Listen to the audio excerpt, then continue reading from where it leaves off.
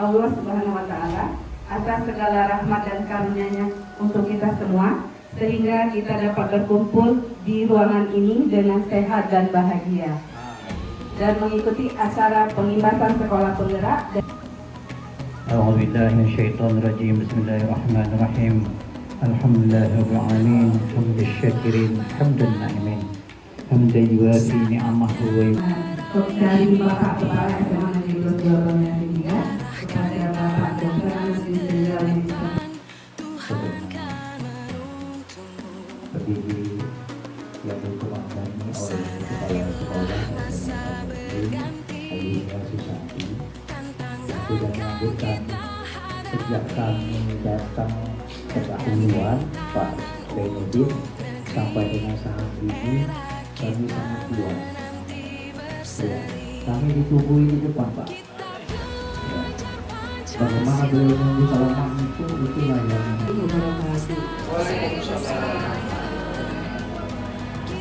yang terhormat Bapak Sekretaris Yayasan SMA Negeri Pak Hermanto Indonesia, yang terhormat Bapak Yudhrizal SPD selaku Bismillahirrahmanirrahim. Kegiatan pengimbasan dari SMA Negeri 12 sebagai sekolah penggerak angkatan pertama untuk mengimbaskan ke SMA Sanuri, saya buka. Atau apapun itu, silakan tuliskan di sana. Ya, sengaja tuliskan barang atau orang atau sesuatu yang ya boleh, yang paling berharga, yang kalau orang memintanya pasti tidak akan Bapak Ibu berikan, apapun itu.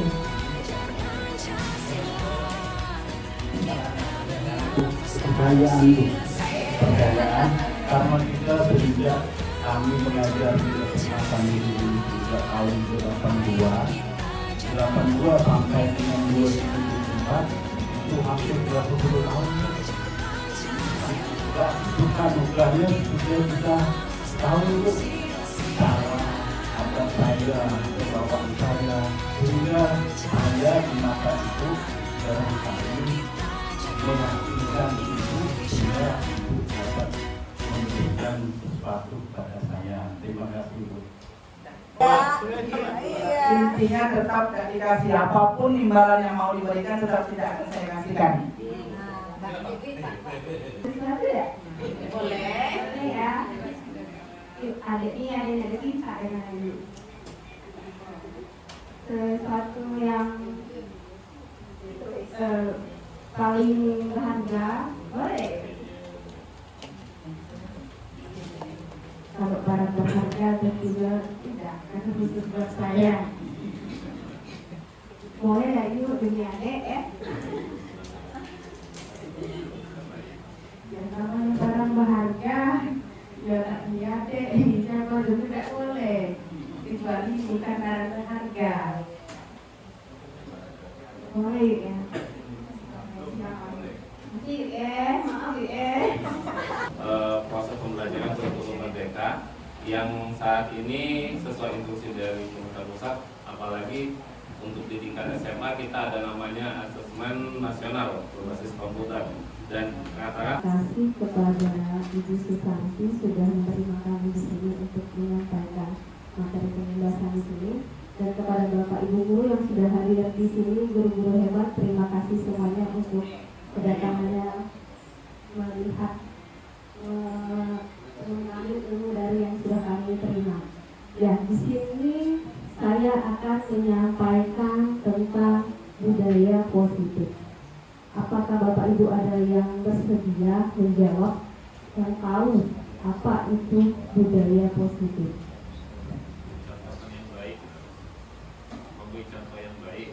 Memberi contoh yang baik ya Pak ya. Ada lagi?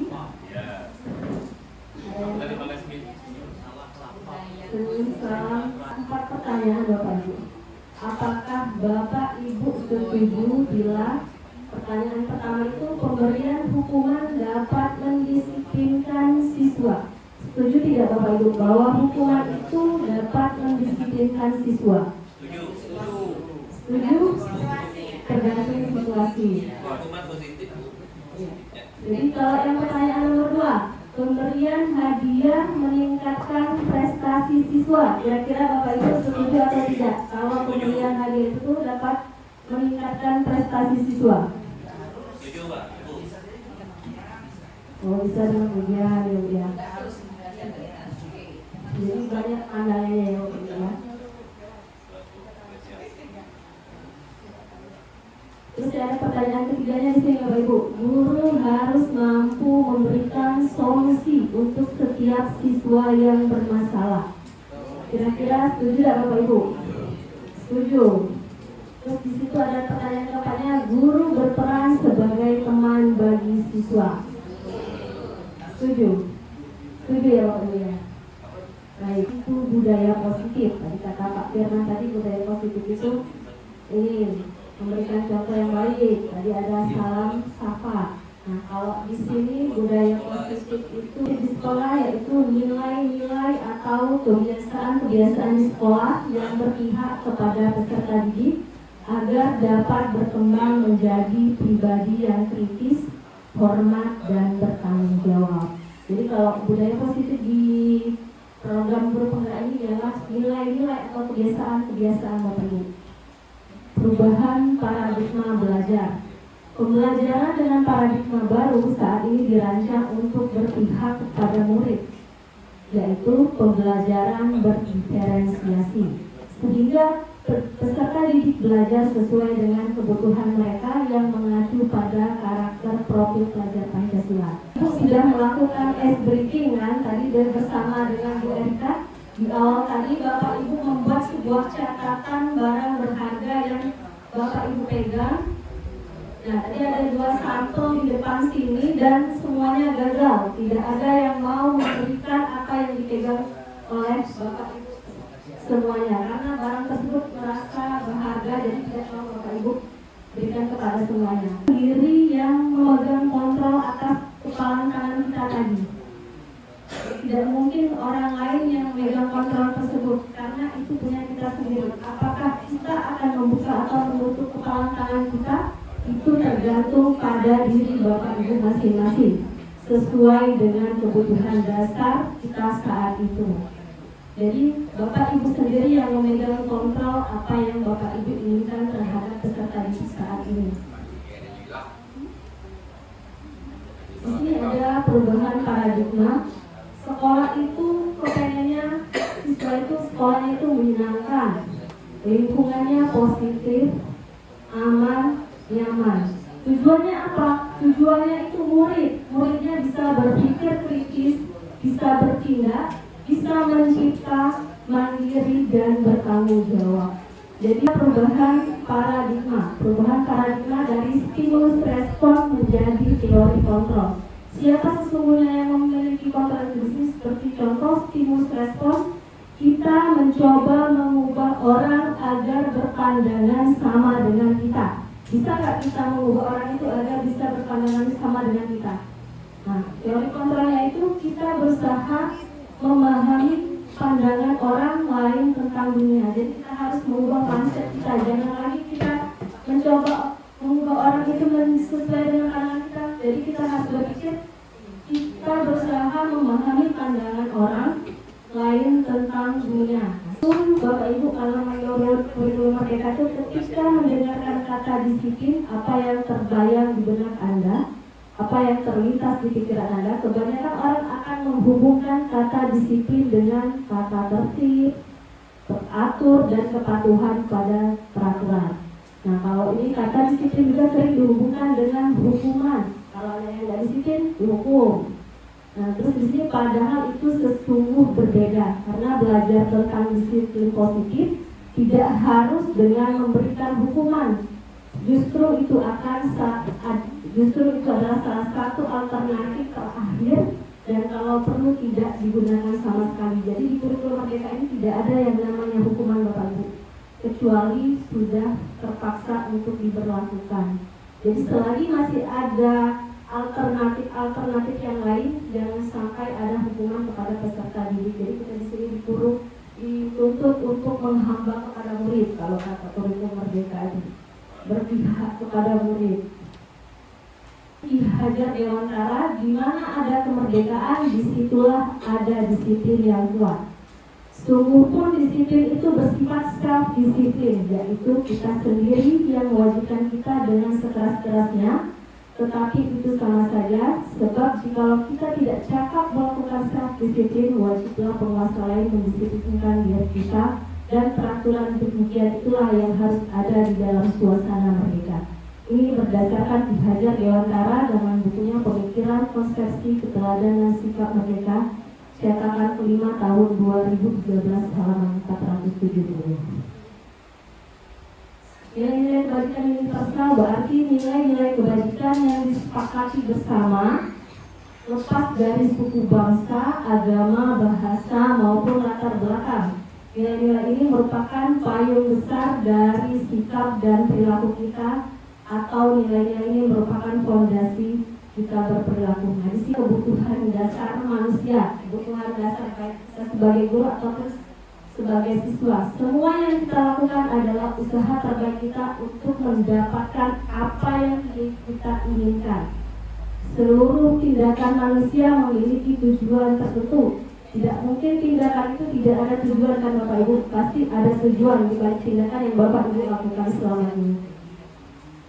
5 kebutuhan dasar manusia itu bertahan hidup, kasih sayang dan rasa terima, kebebasan, kesenangan, dan penguasaan.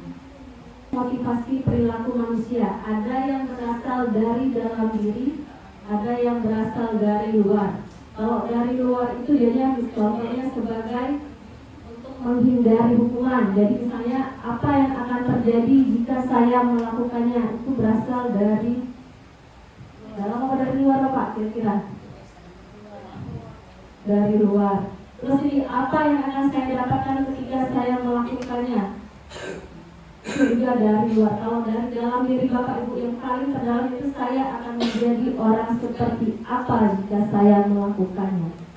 Apa yang kira-kira Bapak Ibu lakukan jika saya dapat melakukan itu? Jadi motivasi itu ada dua.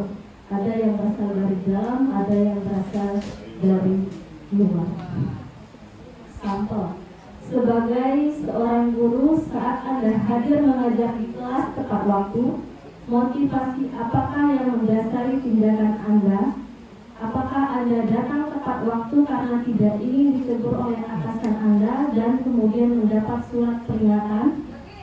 Atau Anda ingin mendapatkan pujian dari atasan Anda dan mendapat penghargaan sebagai karyawan atau guru berprestasi? Atau Anda ingin menjadi orang yang menghargai waktu, menghargai diri Anda sendiri sebagai teladan bagi murid-murid Anda karena Anda percaya tindakan Anda sebagai guru akan dicontoh oleh murid-murid Anda? Manakah motivasi yang paling mendasari tindakan Anda, atau bahkan kombinasi dari kedua motivasi atau bahkan ketiga-tiganya? Nah, kira-kira Bapak Ibu termasuk yang di bagian yang mana? Yang bagian kedua ya Pak? Yang mana Bapak?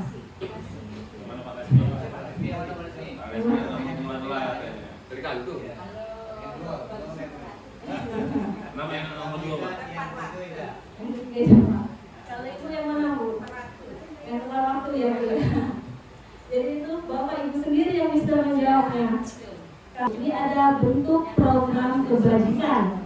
Dalam memberikan apresiasi atau pengakuan perlu punya beberapa hal. Yang pertama, beri pengakuan secara khusus, beri pengakuan secara pribadi, beri pengakuan kepada murid-murid, beri pengakuan secara konsisten dan fokus pada proses. Contoh pengakuannya seperti ini Bapak Ibu, misalnya kemarin saya perhatikan nilai kebajikannya itu rasa empatimu besar sekali. Situasinya apa? Pada saat menolong murid baru di kelas kita. Jadi pada saat menolong murid baru di kelas kita, nilai kebajikannya yaitu rasa empatimu besar sekali. Hukuman, konsekuensi, dan restitusi. Sepertinya kita biasanya hanya menggunakan hukuman. Tidak ada yang namanya konsekuensi dan restitusi itu. Tapi pada kurikulum Merdeka ini ada hukuman, konsekuensi, dan restitusi. Kalau hukuman itu bersifat tidak terencana atau tiba-tiba, bersifat satu arah, pengarahan dari pihak guru, murid hanya menerima suatu hukuman tanpa melalui suatu kesepakatan berupa fisik maupun psikis. Murid atau anak disakiti oleh suatu perbuatan atau kata-kata. Sedangkan konsekuensi itu sudah terencana atau sudah disepakati. Bentuk konsekuensi dibuat oleh pihak guru dan murid sudah mengetahui sebelumnya. Konsekuensi yang akan diterima bila ada pelanggaran sudah dibahas dan disetujui oleh murid dan guru. Murid tetap dibuat tidak nyaman untuk jangka waktu yang pendek. Jadi konsekuensi itu jangka waktunya pendek, Bapak Ibu.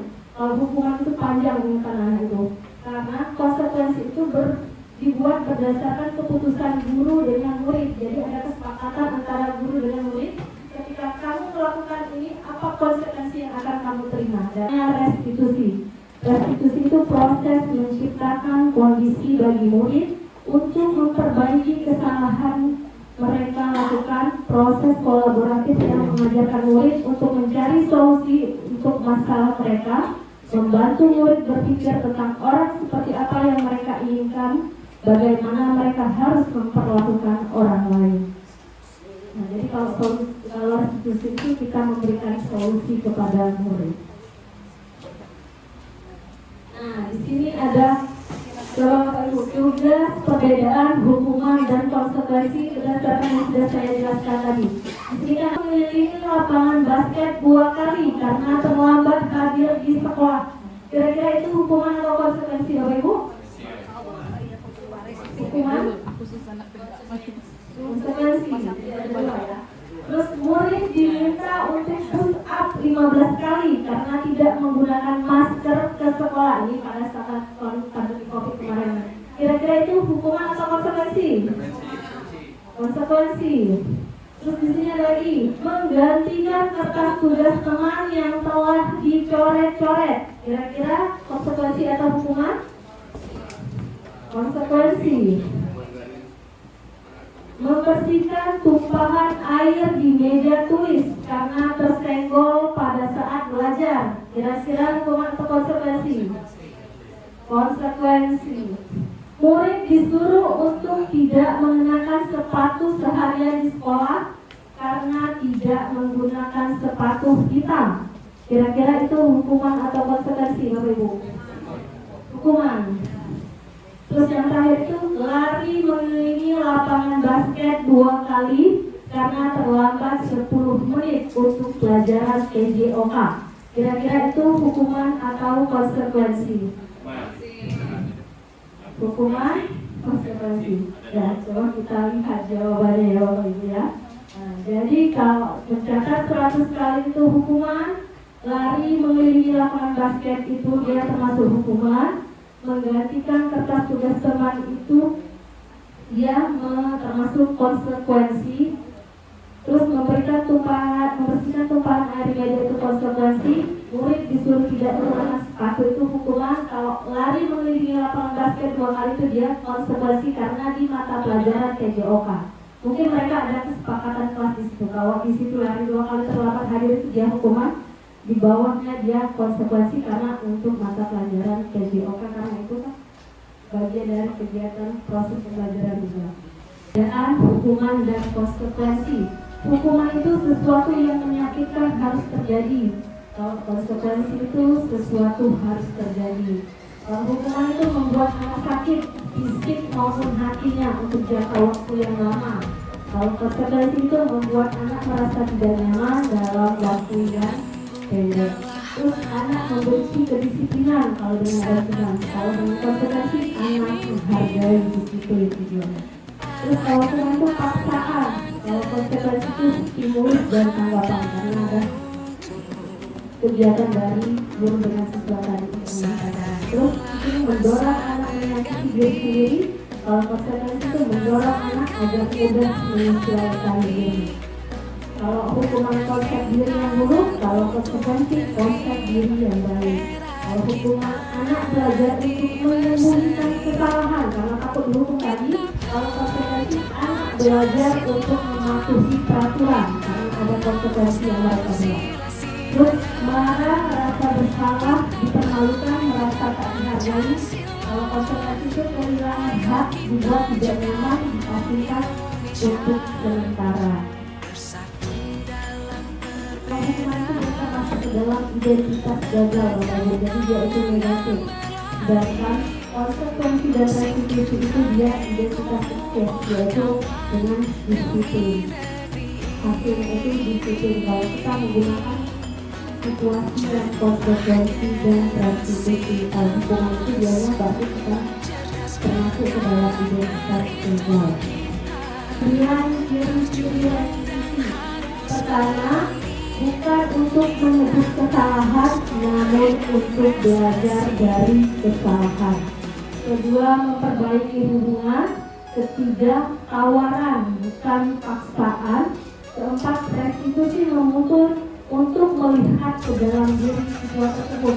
Restitusi mencari kebutuhan dasar yang mendasari tindakan. Restitusi diri adalah cara yang paling baik. Restitusi fokus pada karakter bukan tindakan. Restitusi fokus pada solusi dan restitusi menggambarkan murid yang berbuat salah pada kelompoknya. Mbak, sekian enggak? Cuma 1, 3, 5,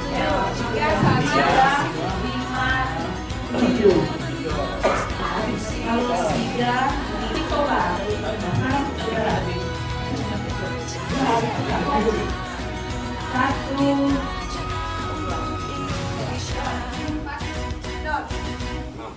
Dor.